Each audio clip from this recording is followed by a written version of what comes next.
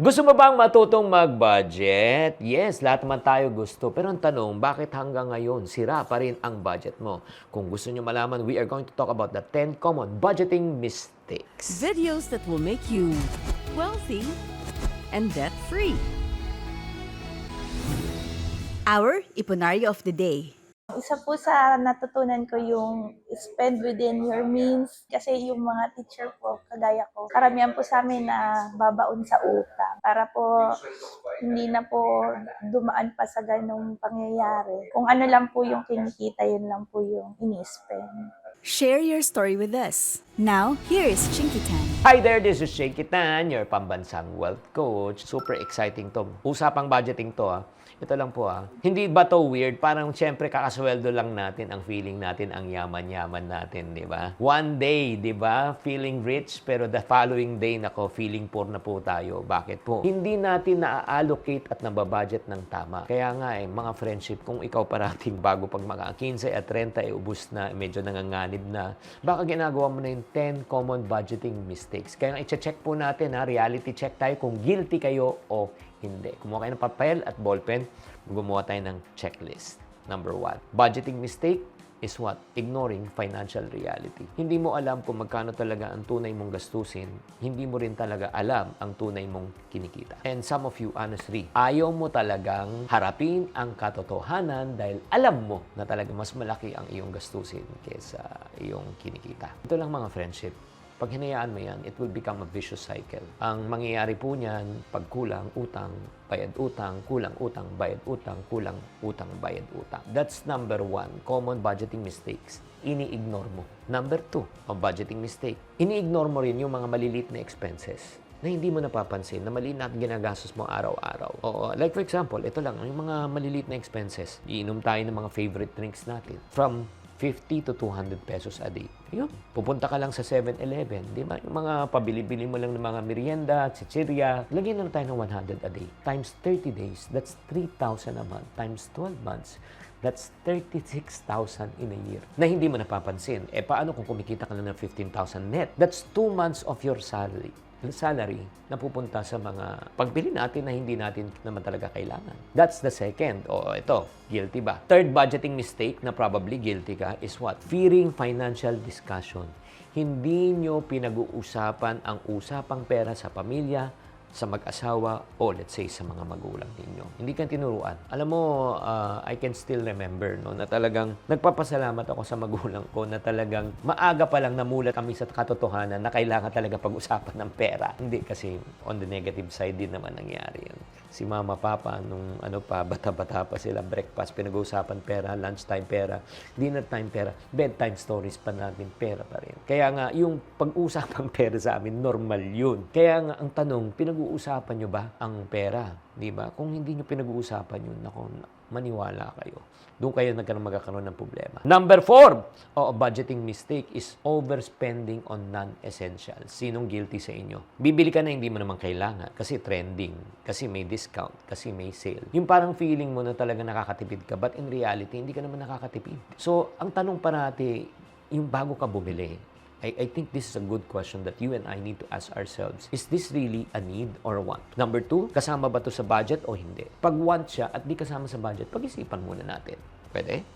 Number 5, okay, budgeting mistake is not setting financial goals. Kasi pag wala kang goal sa buhay, wala kang purpose, wala kang direction. Imagine mo ang ganito, pumunta ka ng supermarket na hindi mo alam kung anong bibilin mo. Diba? Ikot ka lang ng ikot, diba? Kung ano makita mo, bibilin mo, in reality, tatagal ka at mapapabili ka ng mga bagay na hindi mo kailangan. Kumpara kung meron kang listahan. Kung may listahan ka, kailangan ko ng peanut butter, kailangan ko ng mantika, kailangan ko ng asukal, kailangan ko ng kape.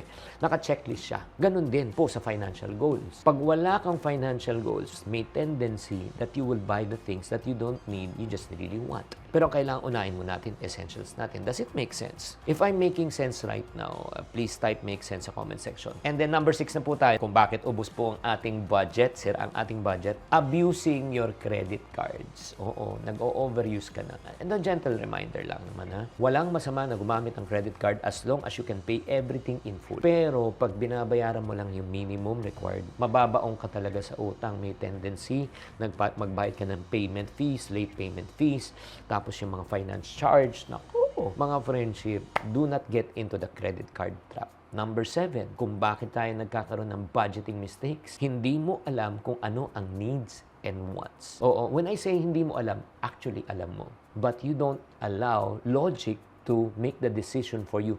You allow your emotion to do the decision for you. Ito lang po if there's a conflict between logic and emotion, 99% emotion always wins. Ano ibig sabihin? Logic says, masikip na pantalon mo, kailangan mo ng pagpapayat. Pero pagpasok mo sa opisina, sinabi sa'yo ng boss mo, kakain tayo sa Viking. Ano sasabihin ng emotions mo?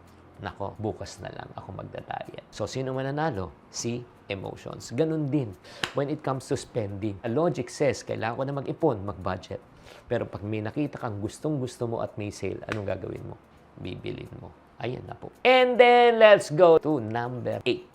8 sign na ikaw ay nagkakaroon ng budgeting mistake, failing to prioritize savings. Ang formula mo, income, spending, and then savings. Gastos mo na bago ka nag-iipon. Kung yan ang gimmick mo talaga, yan ang style mo, ni pisong duling walang matitira. Bakit? Income is always limited and expenses are always unlimited. Dapat, ang mindset po natin, income minus savings equivalent to expense. Tabi ka muna bago ka gumastos. Agree? Number 9. Number 9, ayan, dalawa na lang tayo. Check na nga, check natin kung guilty na hindi. Resisting change. Ayaw mong magbago. Ayun. Yung parang gina-justify mo parati, deserve mo to, pinagpaguran ko to.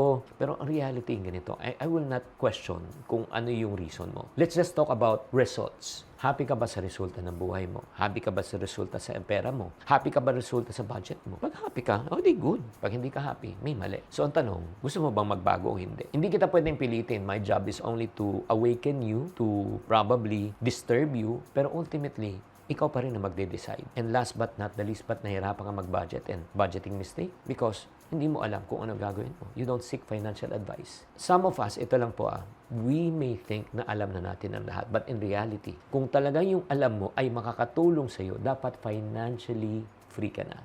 Wala ka ng financial stress right now. Agree or disagree? The mere fact, kung ikaw ay dumadaan pa rin sa financial stress, ibig sabihin, ito lang this is between you and me. Either kulang pa ang iyong kaalaman o may mali kang ginagawa. Yan ang parating tanong ko sa akin sa sarili ko Nung maliit ang kita ko, stress ako. Nung lumaki ang kita ko, stress pa rin ako. So, ibig sabihin, may problema ako. Agree? Kaya nga, check nyo na lang to Itong 10 na ito. I want us to really reflect on this. Baka guilty ka na hindi mo na alam. Number 1, ini-ignore mo ang iyong financial reality that you're spending more than what you're making. Number 2, ini-ignore mo yung mga maliliit na gastusin.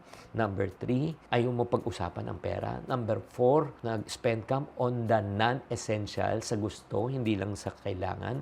Number 5, wala kang financial goals. Number 6, sobrang paggamit mo ng utang. Number 7, hindi mo na alam yung needs and wants. Number 8, hindi mo pinaprioritize sa savings. Number 9, ayaw mo magbago. At number 10, hindi ka humihingi ng financial advice. Kaya nga from 1 to 10 right now, I want you to think, reflect, and apply. Anong score mo? Reflect. Anong pwede mong baguhin kung gusto mo na magbago? Anong pwede mong i-apply ngayon? Kaya nga para sa mga taong medyo lost pa rin. You don't know where you're going, no? You don't know what to do. I highly recommend that you join this channel, subscribe ka sa channel na ito. And then look at my other social media. Marami naman tayong mga tools and information, and don't forget also to subscribe.